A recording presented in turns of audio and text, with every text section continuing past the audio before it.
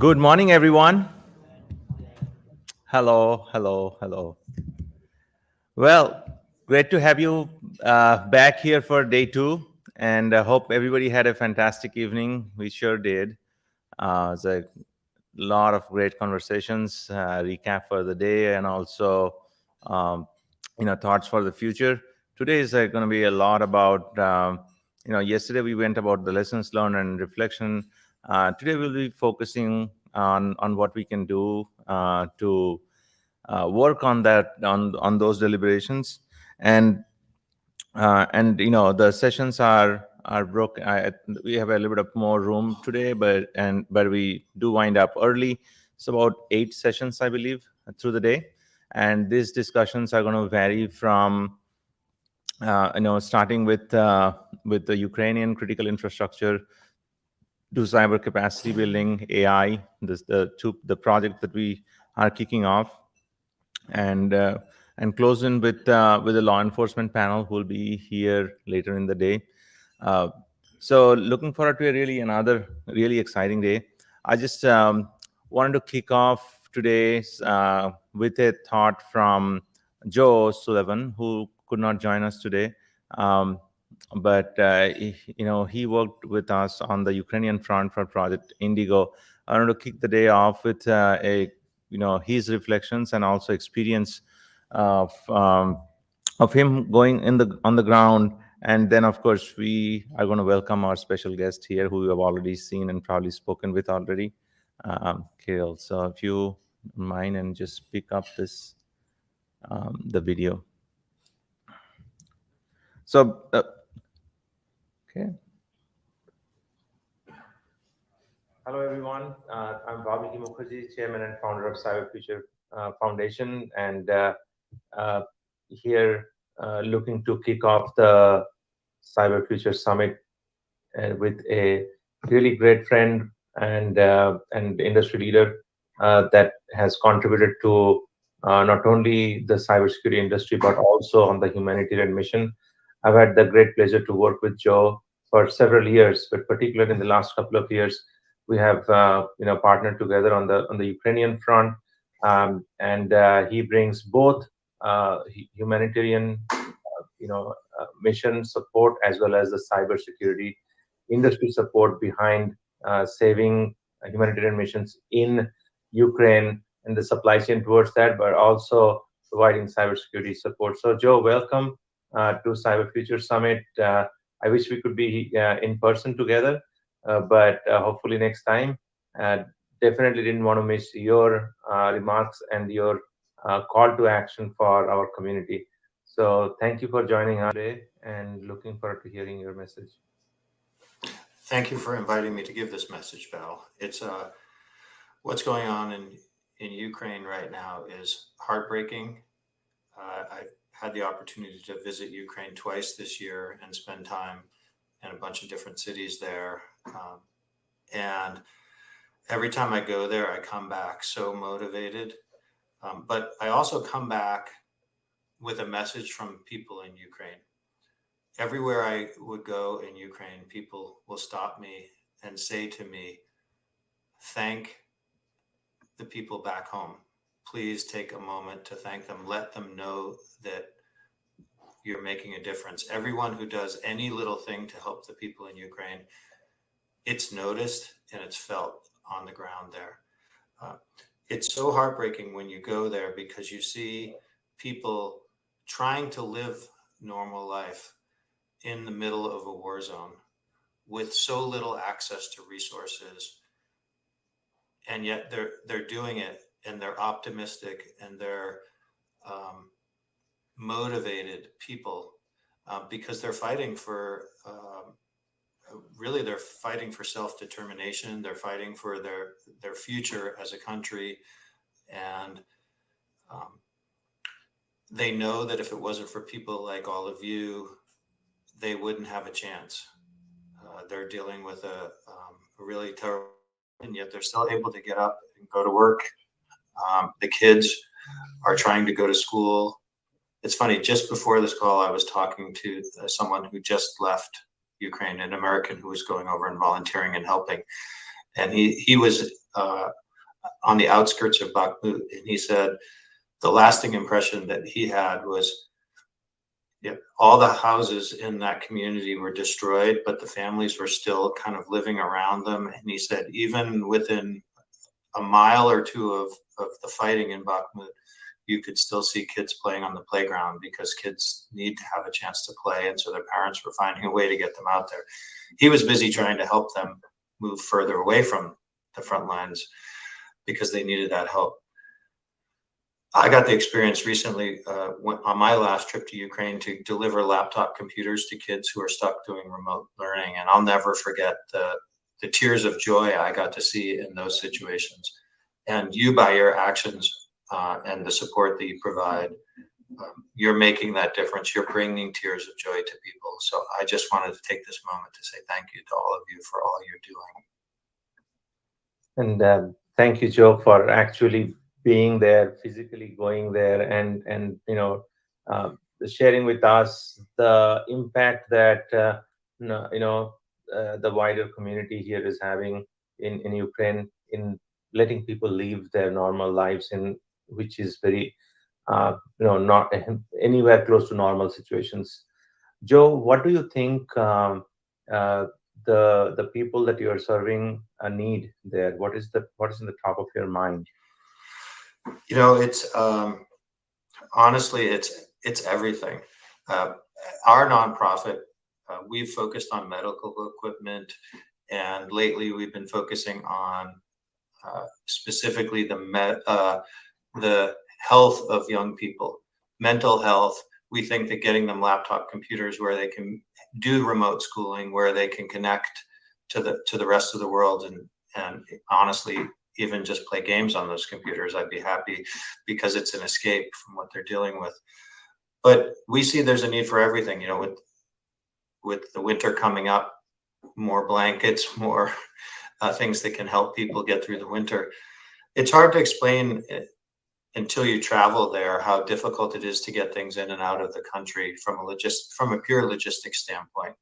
I think governments are aligned in supporting Ukraine when it comes to the military side, but it's the humanitarian side where it's all of us who are volunteering our time make a difference. We've brought in everything from toothpaste to feminine products to blankets to medical equipment, like I said, and there's nothing that we've brought over there that people have said no thank you to. Absolutely. I think the message here is, whatever you see in your household, if something you can spare, you do. The tough task of actually getting it there has been what Joe and our Ukraine friends and similar organizations have taken up. But do not hesitate to, take your probably least or infrequently used item that is later available to you. You can buy here, but you're not using, and please share it with and share it forward to give it to the people in need. And you brought in another point about the military support and all. I think our speaking to our partners and friends in Ukraine from the government side, every dollar that goes in or every contribution that goes in is going to defend Ukraine from a military side, and that means that on the civilian side, on the humanitarian mission, that's where we have to come together as a combined humanity and support. uh, Joe, any final words that you want to leave the audience with? And of course, this is a continued conversation and commitment, I understand, but something that could take away from this quick message that we are sending. Yeah, one last thought. It's easy to get distracted by the political debate in countries like the United States over whether the government should be or should not be supporting the military side of things. We don't need to have that debate. We're talking about the humanitarian side of things. We're talking about helping individuals who are trapped in a war zone, not of their own making. We're talking about people who are trying to run their small businesses, take care of their families in the face of a war that they didn't ask for. And so we can put the politics aside and get aligned as human beings. one of the things I came to appreciate over and over again was how many people from North America who were giving their time, energy, and support to the people of Ukraine. And they look to us as role models for how global citizens should act in terms of caring. That's just our nature as and how we were brought up, that when we see someone else in need, we want to help them. And that's a great role model that we should continue to emulate and set for the rest of the world. Absolutely, absolutely inspiring. Thank you, Joe. And I know we could go into the depth of cyber issues and threats and challenges, but in the face of everything else, the humanitarian issue really trumps, and we need to bring in as much support and resources available to us to make this a little bit better every day for our partners and allies in Ukraine. So thank you for the great work you do. Again, this message is going to be hopefully motivating a lot more people to join you and the work you're doing. So Thank you. Thank you. Please give a round of applause to the work that Joe and many other volunteers and heroes are doing. They're not sitting in the sidelines and taking the whatever resources they have, and there is nothing that is not needed. Okay, that's what we have been learning. There is nothing that is not needed. You bring anything, is going to be utilized by this country, which is in this challenging time. So again, that is on the humanitarian side. But let's welcome our special guest here, Kirill Goncharuk, to come up to the stage and talk about what he's been doing on the ground for securing critical infrastructure. And this is not day one. I think it's day minus how many you pick up. Kirill and his team has been protecting and defending the security infrastructure there. So Kirill, the stage is yours. Thank you for joining us, and hopefully you can enlighten us with what the actual action on the ground. So thank you. Thank you. Thank you for having me here. First of all, I want to say thank you for the whole Cyber Future Foundation team, because you're doing a lot and with your partners to support us. And what is just said, that's everyone in Ukraine are really thankful for everything, for every effort which you are putting to help us. So a lot of you asked me how it's going in Ukraine, and we little bit touched it yesterday when we talk about the very first days when all situations crashed in the moment, and there are no disaster recovery or emergency response plan which was on the proper place and working in the proper way, because in the one moment everybody and every players in the market was in the same situation.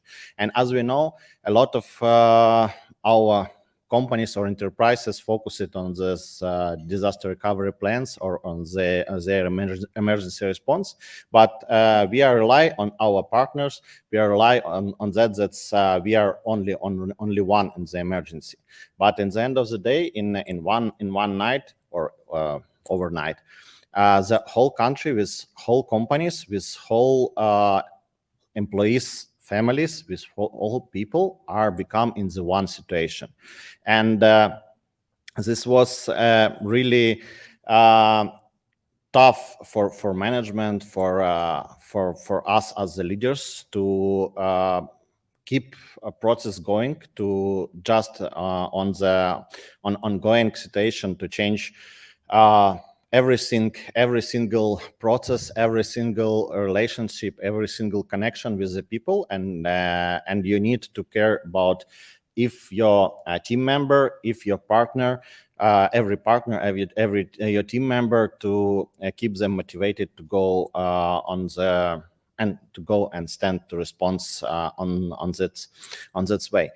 Somebody asked because you hear, or a lot of you know with Ukrainian partners, that they stand and work and keep working through the whole situation. But it was in the people's mindset. Was only one way how to react on this situation and keep focused on delivery some value while everything around you is crashed. And this focusing on the work, on the creating some value, was only one stable point which helped people to stay focused and to continue to delivery. Back to cybersecurity. Because I spend a lot of time to describing that in the hybrid war, where the Ukraine in the middle, the first country in the middle of the hybrid war ever. This is valuable from the different aspect, because when you face the cyber incident, at the same time you need to understand that it's a physical threats for your people. It's sometimes they don't have a connectivity. So when you change the emergency response plan or emergency incidents response plan, you need to understand that in any moment, any team member can be not available, just because in the city we won't be electricity, or it will be blackout, or there no internet connection, or there was a missile attack and they can't connect. So in any case, you need to, for each emergency plan, have at least B and C plan how to react when the, let's say, core member of your team now are not available, and you need to do something in this way. What was interesting in the particular cybersecurity field, that's what we see, that's landscape of attacks and landscapes of vectors of attacks on our infrastructure is a little bit different from what we see in general in the North America or around the world. We yesterday discussed here with our great panelists that's a lot of attention here in North America on the ransomware, on the encryption of data, and so on, so on. But what we see in Ukraine, that's for now the most common attacks are focused on the stolen credential, on the compromise your internal users or compromise your customers.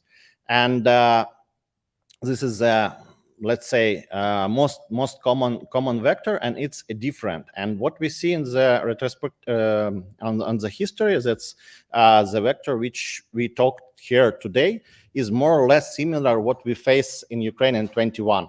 So this changes on the vectors, this changes on the behaviors of hackers and their focus. I think, or I can think based on the at least 2 years of such trends, will be more or less that's what you will face in next year or in next clear close future. So this is what you bring to us, a lot of technology help and support, and what we can bring on to thank this, it's some analysis, some statistics, some trends or behaviors which are Russian implement, or not only Russian, for sure, implement on our infrastructure. And we will be happy to share it with you. If you will be interested, just let me know. So this is, I think, the main things. I will be happy to answer your question if you have, or maybe elaborate something more, or what you will be interested. What was the most surprising thing that you take away from the attacks and the defense? What was the thing that was not expected? The most not expected thing that was that they are combined physical access to our users with attempt to mimicry to our infrastructure. We won't be ready to such scenario. This was, I think, the number one and biggest problem for us when due to these behaviors, they start to use not only vulnerability in our system, because it's expectable. Yeah, we expect that they will use some vulnerability in our system, some outdated software and so on. But the biggest surprise was that due to such behaviors, they start to use vulnerabilities in our business processes, like, for example, granting to access for our internal customers or users. So in few scenarios, they use not the perfect business process, which wasn't expect that somebody external will use our internal processes to gain a different access or something like this.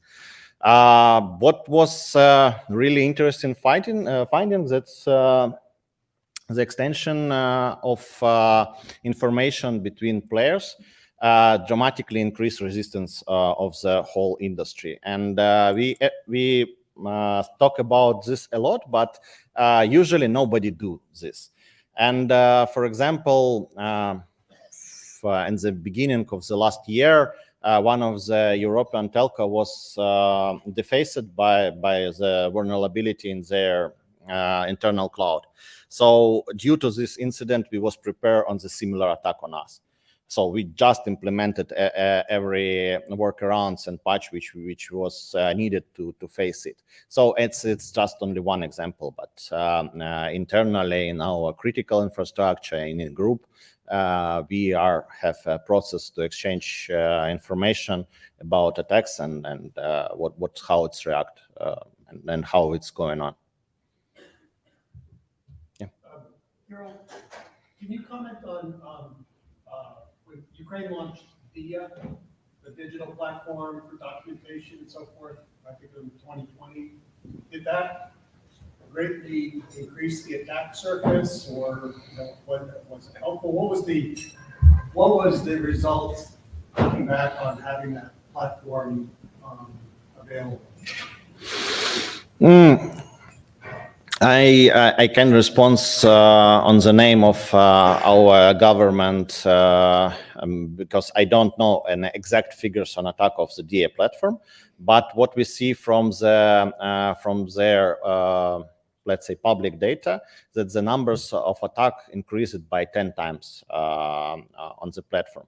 But due to the architecture of such platforms, they don't store any data. So the attacks, even if it's success, it won't lead to data leakage or to compromise data of people. So it's will lead only for the disruption or denial of services. So yeah, this will be painful because for now a lot of public processes or private people to public services are relied on the DIA, and it's entered to each hour a day. For example, I have an electronic ID, and I don't need any paper ID to do a 99% of operation in a country. But yeah, so in this case, it will be painful, but it won't be critical. So because the critical in this case, it's compromising of data or stealing of data. But it's they face it due to the architecture approach.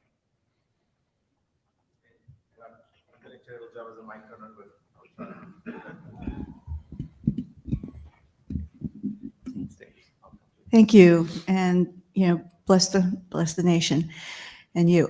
You mentioned about information sharing, that it is obviously increased since the war has happened. Did you have anything in place before the war, a public-private partnership like an ISAC, an information sharing and analysis center? And if not, do you see that perhaps happening where the private sector aligns and also works together with the government to gain, critical information and data? No. For the last few years before war, we just started to this way to building such institution, and we was implemented in a CRTA, and which was a government or public company, and I'm really sure that this is not the best approach which can be implemented on the public-private cooperation to make it more efficient. So anyway, when you work with public-private, not a lot of private company want to share their data with the public services. So this is was the one case, and now what we discussed with our panelists yesterday, that's a lot of efforts now doing in Ukraine to establish such industry, let's say, reliable centers for exchange information, to implement information security standards on place and to control it. Because for before war, it was only on the theory, and nobody have, let's say, industry standards for information security. This is we have, for example, a lot of let's say historical issues with legacy services, especially in the critical infrastructure. And this, from one side, it's helped us to avoid a lot of information security risks just before it can be implemented on some. But in other case, it's the investment which are needed to rebuild totally infrastructure to face to face challenges which we are see now on this hybrid war. It's take time and a lot of investment. So maybe I just can quickly add that Kirill brought this issue up when we were in Davos early January, and we took it to the ISAC community here, and also especially in this case the CDAC CRDF program. And if you are acquainted with Michael Daniels from Cyber Threat Alliance, I think Janet is here somewhere, right there. And Janet's probably going to talk about that as well. So this is a real issue that we kind of in the United States and North America, we spent decades solving, right? It took 10, 15 years for us to get to even where we are. And the struggle personally, Faye. So this is something that is even more challenging in a war country, where you don't know the source and you don't know the destination. It's the TLP implementation is also very difficult. So Michael Daniels, Cyber Threat Alliance, CDAC, and several other organizations, Greg Rattray and Chewy are not here, but we'll have a follow-up on that. That's actually a very important question and something on the top of the Project Indigo charter for us to work together. Yeah. Thank you for the question. Last question, if you want. Thank you. You stressed to us the importance of not just having an emergency plan A, but also a plan B, C, D. Are you able to tell us a recent story where having several emergency contingency plans saved the day? I don't think too many of us in this room have experience with that in an active war zone.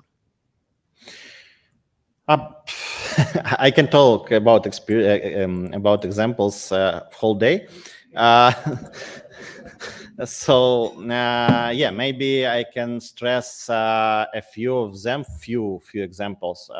For example, during the war, we increased 4 times our interconnectivity with external operators, because before war we think that's 2N reservation, it's okay. Now we see that at least 3 incidents in common on whole country, which will disrupt our broadband connectivity, can be in place. So this is how it's worked, because we have 2 rings on whole country, and at least 3 disruptions we face it at one time. So this is one example due to the pure infrastructure case. The other example can be, for example, from the last October, when our offices was hit by missiles, and in the same time missiles hit offices in 2 different cities. So and we see that if they was both faced, we will be out for outage with our IT infrastructure. So, for example, now we implemented at least 3 sites for all critical, mission critical and business critical systems, because we are faced that 2 sites can be hit.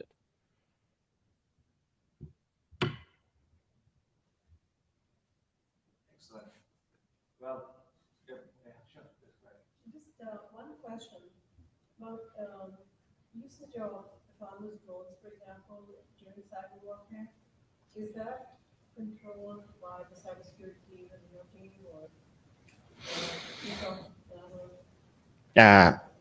Okay, let's separate drones and managing of the drones. It's a huge part of our military services. So we are a private telco, so we are servicing only connectivity. We are not managing any services inside the military forces. For the military forces, for now, drones plays a huge role because in each particular unit they implemented a part which are working with drones, which are depending on the goals of the unit. It can be FPV, it can be long range, it can be different. So, for example, a few days ago in a news was announced that some sea drones hit a few boats in a Black Sea, few ships in a Black Sea. So this is a totally different approach, and it's totally internal or inside the military forces. For sure, a lot of teams in Ukraine now working with the drones development and development software. And for sure, you're right, it's a lot of cybersecurity issue, because now on the current development of the technology, we talk about the satellites satellites implemented on the front is drones and so on, and they now mostly focus it on the, let's say, traditional threats like spoofing and so on. But I truly believe that in near future it will be a huge part of information security influence on this side of the weapon, because each particular solution developed by a small team, and for sure there are a lot of threats which they are not able to deal with. And I think it's an evolution, because we are making a gigantic step on the development drone industry for the last year.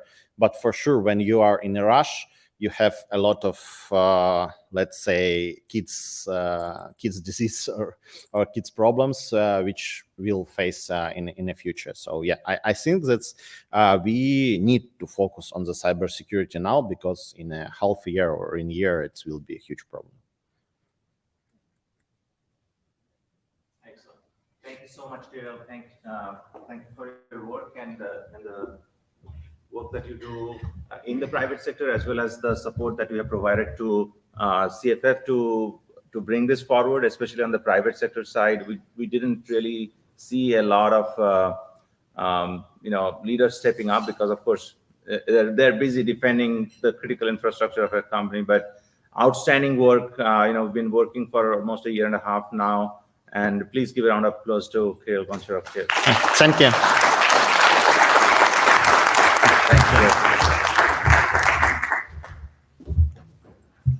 Well, this particular project, Indigo, and the work that we have been doing with our partners, along with our partners, is going to be a prime focus for us in this space. There are many moving parts, and each of them are in execution. Again, a world's coming together to support this work. So thank you for your attention and continued focus. I cannot emphasize on the humanitarian need, but also the critical infrastructure need, which also ties to the next topic around cyber workforce and cyber talent development.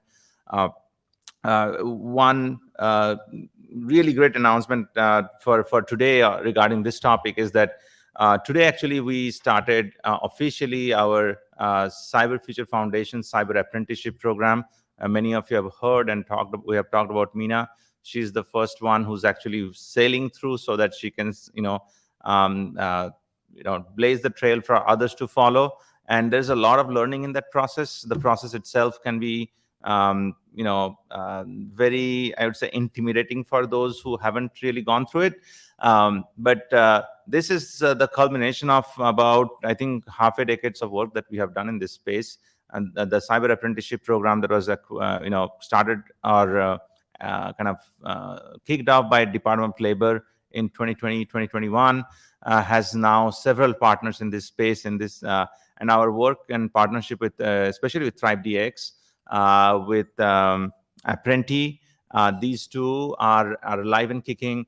And if you are an organization that is looking for transforming your workforce and adding cybersecurity as your, as an additional skill, both skills in transition as well as upskilling, please take a look, because this Apprenti, ThriveDX, and CFF triad is a very powerful triad, not only to provide you, a pathway to uplift your cyber workforce, but also this is fully funded. I don't know, many know about a big part of Good Jobs Act last year was funding cyber apprenticeship programs, and this is to the tune of $18,000. So if you have an existing employee in your organization you want to train up, and then specifically this is in US, and hopefully we can bring to Canada as well. They are funded for about $18,000 worth of training for an entire year. And these are all accredited universities that they provide, and Thrive provides the content, the universities provide the certification, CFF provides the platform to bring them to the industry, and Apprenti is the bridge between all of that with DOL. So we have a shared effort here, and please join us and as we go into this, the journey forward. This is incredible work to get to this level.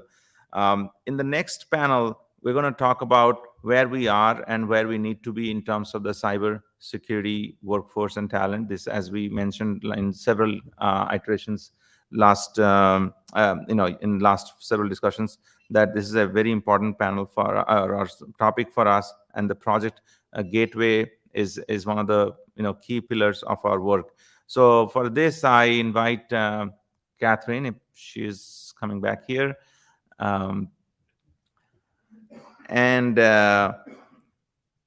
Ron Koller, Janet Jarvis, and Whit Goodwin to come up stage and take this away.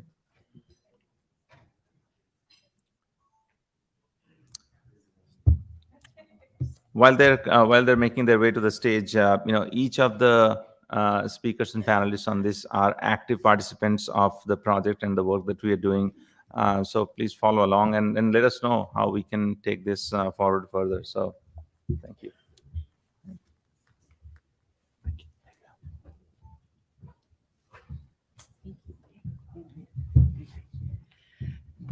Good morning, everyone.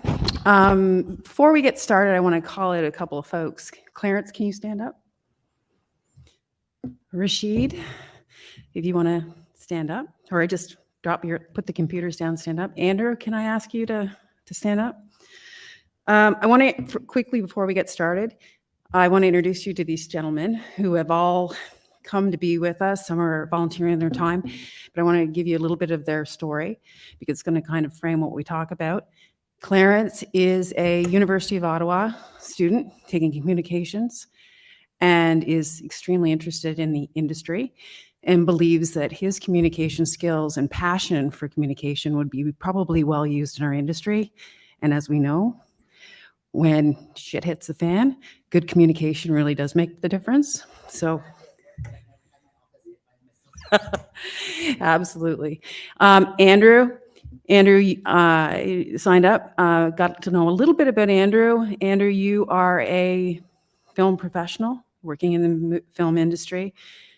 And then when the pandemic hit, and certainly the industry was impacted, you had the opportunity to rethink what you want to do post-pandemic and discovered a real passion for the cybersecurity industry. So he's here to learn from all of you experts to understand a little bit more about the industry and find a way to get into the industry.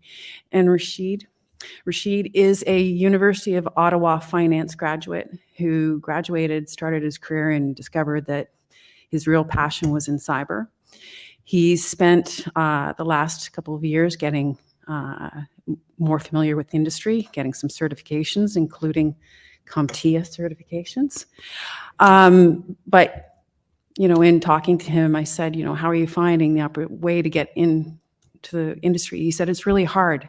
He said, I'm applying for entry-level positions, but I'm finding entry-level in a lot of cases is 3 years experience.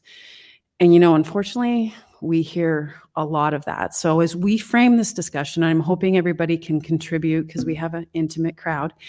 Let's find out ways to make it easier for these three gentlemen and their peers to get into this industry. So thank you, guys. Okay.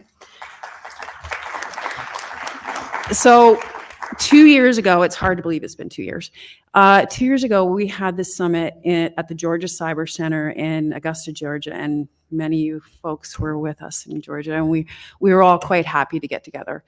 It was great to, after years of being at home, to come together.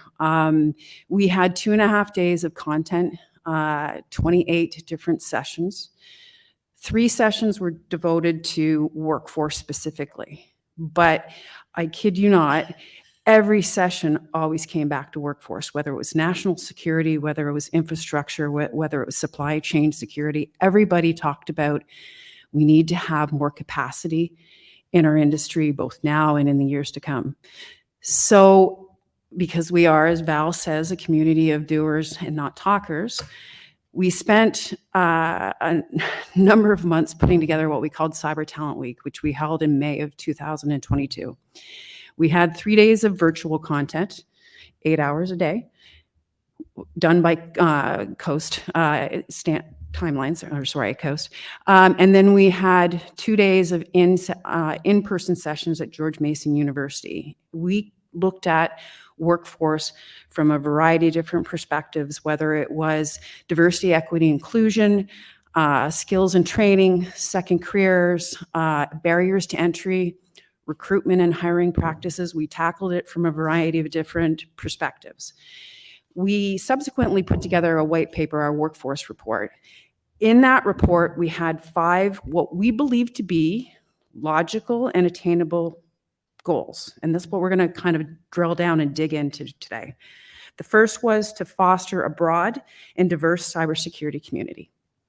The second was to strengthen recruitment and employment best practices. The third was to develop necessary knowledge and skills.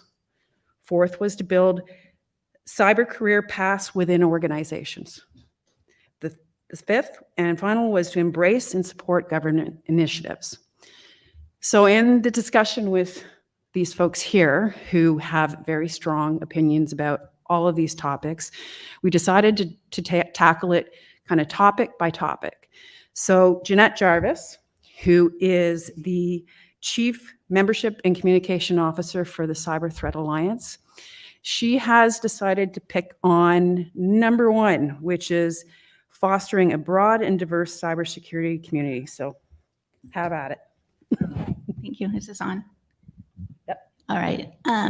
Thank you. First, I want to say congratulations on the apprenticeship program. I think that's phenomenal. Very excited to hear about that. To foster a strong cybersecurity community, we need to change. First of all, I do want to say, I love it when there's a diversity panel that have men on it. Oftentimes it's all women, and men are part of the solution. And so thank you guys for doing this right. And in fact, all panels should have at least one woman or at least one man. So, kudos. Good job. It's frustrating when I hear folks that are new to the industry. They're excited, they're passionate, they're trained, and they're trying to find a job, and they can't get one. And those are the folks that we need in this industry. And having you here is perfect because you get the opportunity to talk with people that are in the industry who could likely help you. Networking is essential and building relationships is critical. So please talk with these young gentlemen and, maybe something will happen. It's frustrating too when I hear that there are millions of jobs in cybersecurity available and there are committed people who want them. And the thing that is interesting is was talking with a friend the other day, and they have a job opening at their company, and they had 700 applicants. And that's incredible. And I'm going to hasten to bet that the person they hire is someone they know. Because what happens is like. You're going to hire people like you. You're going to hire people who think like you, look like you, who you know. The best way to get a job, in fact, is because of people you know. I mean, that's just the way it is in this industry. What we need to start doing, though, is stepping outside the box and getting uncomfortable. The cybersecurity adversaries are attacking our grandmothers with the same abandon as they're attacking casinos. And they're winning. And saying nothing about nation state attackers. We need to do something different. We need fresh thought. We need new innovation. And the only way we're going to do that is by building a workforce of diverse candidates. And to do that, we all need to get uncomfortable and start hiring people that don't look like us and don't think like us.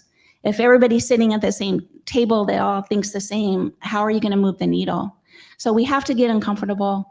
There are many programs that are available to build the next generation of talent. I have here CompTIA. They have this great program called Tech Girl Z that I was talking to Gordon about last night. Pick this up if you get a chance and learn about it. There's a program called Ignite that I've been involved with for many years. It's a global program, and you go into middle schools and high schools, and you talk about what it's like to work in IT in general, not specifically cybersecurity. Everybody brings their own story to the table, but you encourage these young women to learn about how you got there. And that nobody, I hasten to bet that nobody in this room came to cybersecurity in the same way, right? We all have our own unique stories. When I started in cybersecurity, it was a long time ago. I've been in cybersecurity nearly 30 years. And the job I saw available, I was working at Boeing. One day I'm looking through the Boeing newspaper. We still had newspapers back then. Looking in the job openings, and there was a job opening for someone to architect malware and firewall solutions for the company. So I saw the job. I just knew intuitively I was going to get it. But it turned out that nobody had applied for the job for 2 months.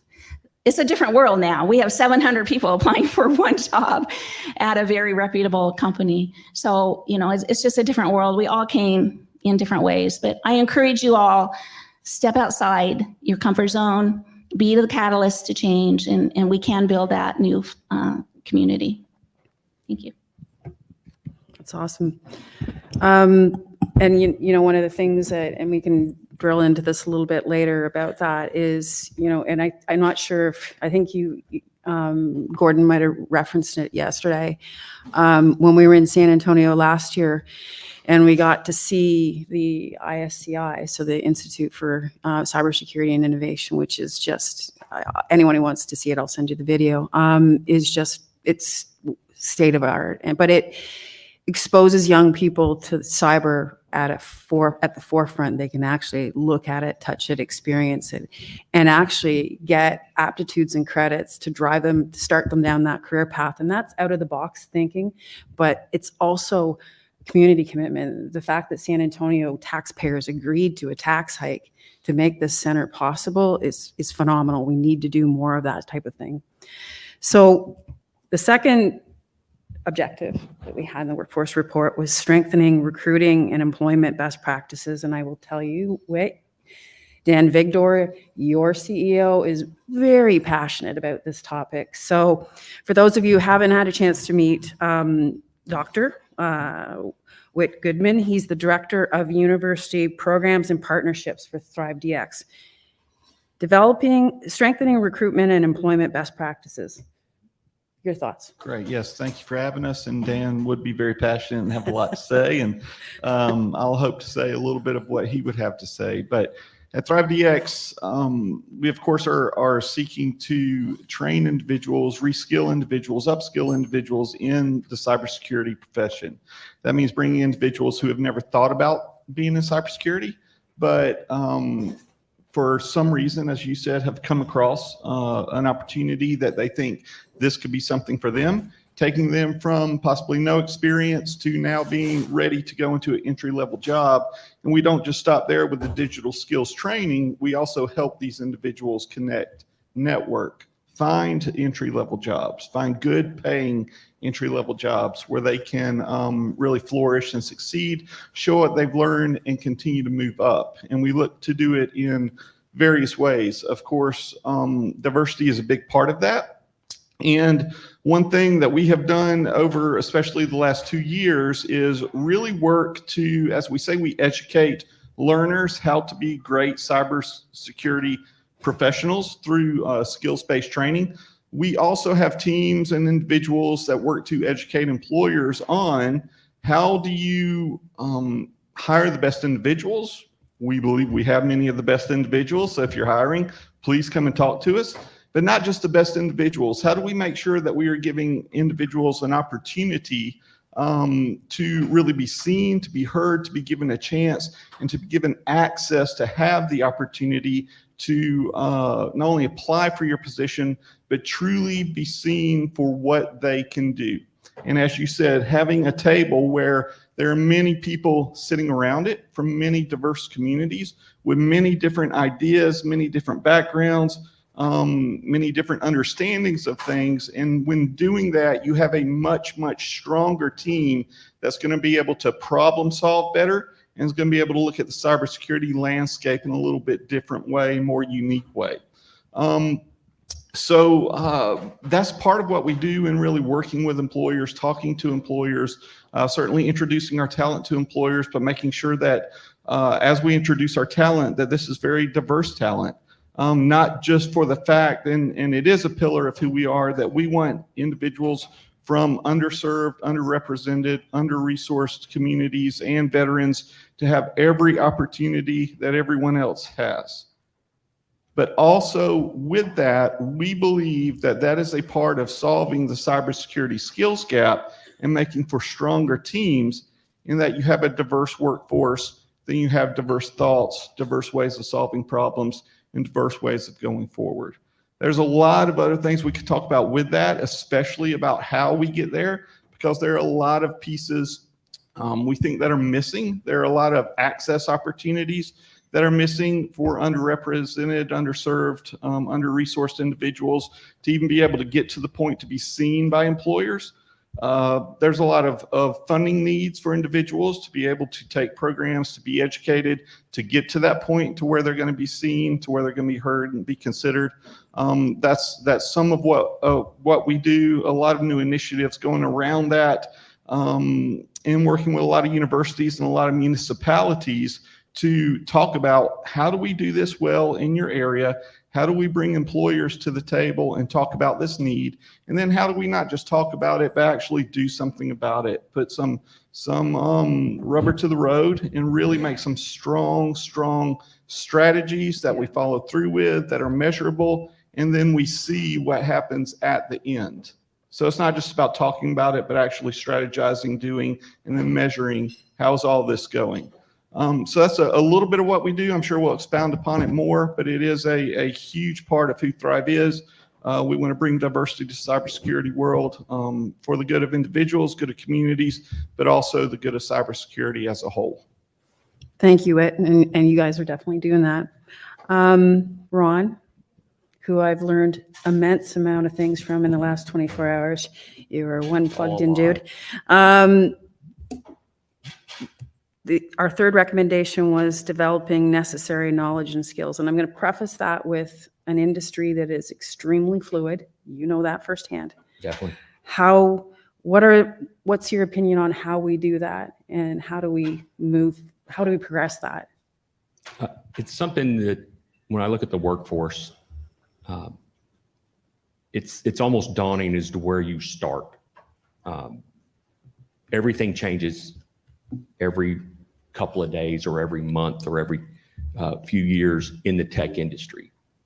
And there's really, we've been playing catch up, but we need to solve this from a foundational level and start, get in at the beginning of this. And, I see K through 12 programs where they're trying to recruit people into STEM, or they're trying to recruit people to tech careers, but the teachers and the tools that they have in those schools aren't available, or they're very narrowly focused. So all these kids come out of school, their sole job, goal in life is to become a game developer. You then move that into a university setting, and the amount of time it takes to develop courses, and these are theory based. There's not a lot of chance to get practical in things when practical changes so rapidly in our industry. So that's another piece of it that we have to look at changing. Our certifications, there are some out there that are just multiple choice questions. It's what you think. It's just rote memorization, answer the question. What you really need are the ones that you're getting your hands on stuff to understand foundationally how technology works. Because if you understand just at the basic level how technology works, how a computer works, how networks work, how information gets from point A to point B, whether you're a developer, an architect, an engineer, support desk, security, whatever, you have the bigger picture. You understand, you've got the tools necessary that whatever new widget, whatever new application, platform that comes out has a shiny new dashboard. Anybody can learn a dashboard. A 3-year-old can pick up an iPad and intuitively start using it. You can teach anybody a dashboard. Understanding what that dashboard does, what that platform does, what the feeds coming in, what the outputs are, what this means, what that means, those are the critical skills. And we need to teach people those skills. The diversity piece is critical in this. When you look back at things like Tesla, when they were building their self-drive, the people that they used in their data models were wrong. They look like me, but that's not what everybody looks like. And they realized really quickly that without, if they removed this biased data set, their products became better. In the security world, security is not, as mentioned yesterday, it's a people issue. We have so much that we have to work on. It's disinformation, it's social engineering. MGM knows this. It's the ability to target an individual community. If we don't have people from those communities, if we don't have people with those backgrounds and the skill sets that they bring, the way they think differently about something we need, then we have no chance of helping to protect them. So all of these things kind of add up. It's that layering of skills. Everybody in the tech world and everybody in cyber should have that T-shaped skill. Should be a jack of all trades and a master of none. Because that master of none takes the blinders off. It allows you to adapt and develop. So when in this industry, when something changes dramatically, the buzz about ChatGPT and AI has been crazy this last year. Every vendor, every conference I've gone to, they're touting their AI. They've had machine learning for decades, but they're touting their AI, and people are fantasizing about how this is going to destroy the world or make the world better. People with T-shaped skills in this industry that understand are interpreters. They can look at something and say, no, that's not an issue. This is an issue. We need to adapt. It's coming in. It's going to affect our industry. How do I use that tool? Because all this technology we've developed and used over the years, they're just tools in a tool belt And we need the skilled individuals that have the right knowledge of which end of a hammer to use. What tool do I use for this job? Those are the things that I see that, and it's hard. You got to start from the beginning, but it's something that we all have to work on in the industry. So one of the things that came out in Cyber Talent Week and in the report was to get those skills, it's also a socioeconomic and a geographic challenge. Definitely. So let's take Ottawa, for example. You want to take a course in cyber, you want to become a cybersecurity professional. There's a multitude of ways in which you can do it. There's a robust ecosystem here. Drive 10 hours north of here, it's a much different scenario. The economic situation is different. Internet access is different. Access to skilled training is different. When we were in San Antonio last year, San Antonio has over 700 Cyber Titan or Cyber Patriot teams just in the greater San Antonio area. Like it's phenomenal. Drive 1 to 2 hours outside of San Antonio. Either way, it's a much different scenario. We spoke with one of the Cyber Patriot trainers who, in his own time, drives to these places, and a lot of places, these kids don't have access to the internet because their families can't afford it. They don't have computers, but they have an interest in cyber, so they go to the local library, and he donates his time on the weekends and he trains them. So that's, there is the reality that we have wonderful plans to ensure that everybody has opportunity to get in the industry, but it's not an even playing field, not yet. So we look at, and this is a big one, building cyber career paths within organizations. And again, I welcome input from the audience, but I'm going to call out someone, Greg. So Greg, I'm sure a lot of you folks would meet Greg because he's just works the crowd. I met Greg, years ago. Greg was a Canadian military veteran who had just left the military. His specialty was to blow things up, correct? Stop things from blowing up. And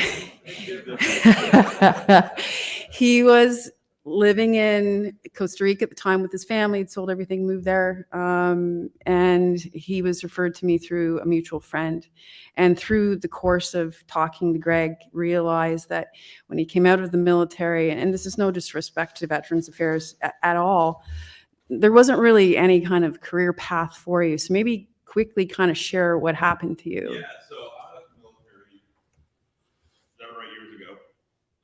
As a Catholic, my background was counter IEDs, cutting red wire, all that fun stuff. I didn't have many options after that, so I went overseas as a private military contractor, and I did that for a few years, which pretty much that's really your only option at that point. After that, my house was blown up in Africa. They drove a car bomb into my house, detonated. About a week after that, I came home. My wife's like, "Yeah, you're done." Like, all right, that checks in. That's fair. So we sold everything we owned, and then that point, we moved down to Costa Rica. We lived in Costa Rica, and then a friend of ours who we just found out recently, is Andy Chiquette. I still work with him, weirdly enough. Got me in touch with Catherine through a weird, and she's like, "Hey, you're wasting your time, you're wasting your talent. Come back up Canada and learn cyber." I'm like, no, I don't want to do that. It's pineapples right there. Why do I want to leave? But anyways, we convinced me. So I got to cyber. Been in cyber now 7 or 8 years. Love it. That's as she said. There's no standard where I went from being a bullet sponge, working in countries that had bombs everywhere, to now working in cyber and barely wearing pants at work. And that's, the whole aspect of career path thing, because I'm going to, and again, challenge, when we did the report again, we had very significant uptake on the fact that it's very hard to get your foot in the door. There are barriers to entry, and many people believe that we need to blow up the recruitment process. There's a lot of active dialogue and debate around, do we have a skills shortage or do we have a talent recognition problem? But the thing, our industry, and a lot of you folks are leaders that have cybersecurity teams, it's hard enough to find talent, right? it's really hard to retain talent. The market is really competitive. So how important does career pathing within an organization become to retaining that talent, attracting it and retaining it? I think retention is a huge problem. What's really interesting right now is there are layoffs happening in the cybersecurity industry, probably for the first time in forever. I mean, it's been a relatively secure industry. And in some companies that have been huge supporters of DEI, they're laying off the DEI staff. And it's just blowing me away. It's like, you've made all this progress, and do you think that you've reached the peak? Because you haven't. But the thing I want to say is about retention. We spend a lot of effort in getting diverse candidates to the table. And that's great, but once they're there, if you're not nurturing them, if you're not ensuring that they have the opportunity to learn and grow and advance in their career, if you're not paying them the same as you're paying their peers, they're gonna leave because there are other opportunities. And once you're in the industry, it's easier to go somewhere else than it is to try to get into the industry. So I encourage you to keep retention top of mind with your diverse candidates, because they do bring something special to the table, and they deserve to be given opportunities and equal pay that they just, they deserve it. So, and this is for both of you on the career pathing side. One of the things that also came out from surveying was that part of the attraction to an organization and part of staying within an organization is those opportunities for training, up training. Anybody who's, you folks know much better than I do because you're the industry professionals, is your current skills need to be your future skills. So you need to be always upgrading and understanding. So training, if there's in job offers, a lot of people will say, if there's a bursary for training, that's really attractive to me. Is it something that you see within a lot of organizations in terms of that's built in? Yeah, and just to echo what you said, I was actually talking with someone from our company who we certainly try to survey our alumni who have been in the field for 1, 2, now 3 years to see how their experiences are, what can we do different to allow them to be better, I guess you say skilled, not only just with the tech skills, but also with the people skills of how to do their job well, how to make sure that they're serving their company well, but also how to move up. And something that we heard through some of these surveys is after about a year, after they really have gotten their feet wet, they know what they're doing on the job, they're learning how to think critically, solve skills, or use their skills to solve problems, all these types of things. They're kind of thinking, what's next? And part of that is, how can I continue to upskill what I know, what my skills are, and look at new opportunities within this organization or opportunities outside of that. So we hear that they want to upskill, they want to continue to build on what their skills are. But then the second piece they'll always say to us is, how much? How much does it cost to upskill? And a piece of that comes from the company of our companies and organizations willing to pay for yearly upskilling, CEUs, et cetera, to make sure that their people not only know how to do the job the best that they can, but don't go somewhere else that a company is willing to pay for upskilling so they can continue to move up that ladder and continue to use their skills, learn new skills, and do their job better. So that's something that we hear is upskilling is a need, is a want, but also the individuals that seem most satisfied are those who know that their company are going to continue to support them in their cybersecurity skills growth, help pay for that, and make sure that they're really able to do their job to the best of their ability and move up in the organization as opportunities come. That's what they're really looking for in regards to that. Yep. So that's some of the data we've seen regarding it. I agree with that. One thing I have to put out first is that the titles that we have in this industry, we make them up.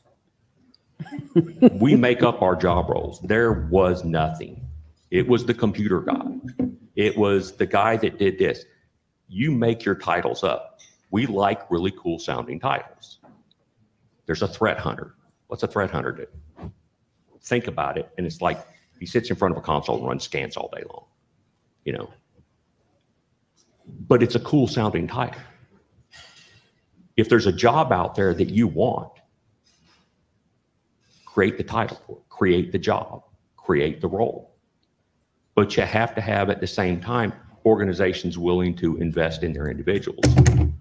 When I started our company back in the late 90s, we were poor, didn't have the ability to hire a lot of heavy hitters. So we had to control our expenses, and we're paying for our employees' insurance and we're paying their salaries.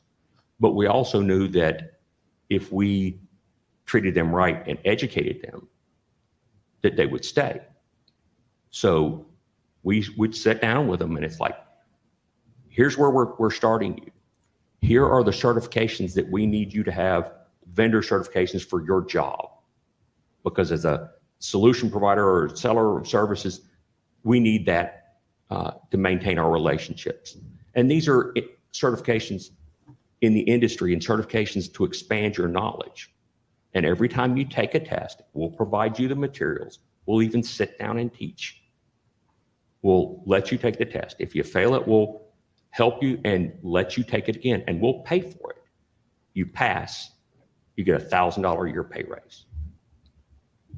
You would sit there and see somebody who came in with no experience or who's been in the industry for a while, and they sat down and they realized that in 12 months, they could earn a $10,000 pay raise because that made them more valuable to us. It made them more valuable to themselves, and they were able to grow. We still weren't great, didn't have great salaries, but that idea enabled us to keep, I think in the 20 years our company ran, the number of times that we had somebody that we hired that turned around and left for more money, I can count on one hand. We had people there that worked with us from the very beginning. And after everything closed, they're still in contact with us and like, why can't we start this again? Why can't we go back? Because other companies don't get it. So you need to talk to your businesses and your partners and your community. Make them get it. Invest in these people because they will stay. And the guy that works inside your company has institutional knowledge that is valuable to your organization. And if you teach them and train them and expand their knowledge, you're winning. The cost of certifications, I don't care what the cert is or the training is a lot cheaper than losing that individual, having to go recruit at sometimes double the salary, have that individual come in with no institutional knowledge and leave before they've gotten it. Now you're lost again. So invest in people. That's a great message to end it, the session on. Val, I'm going to ask, I don't know if it's feasible, we're going to take a 15-minute break. If we can at all, is it possible to get the ICSI video up on the screen? Okay.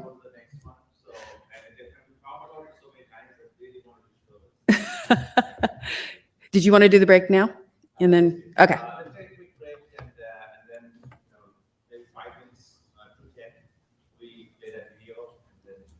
Excellent. Thank you, guys.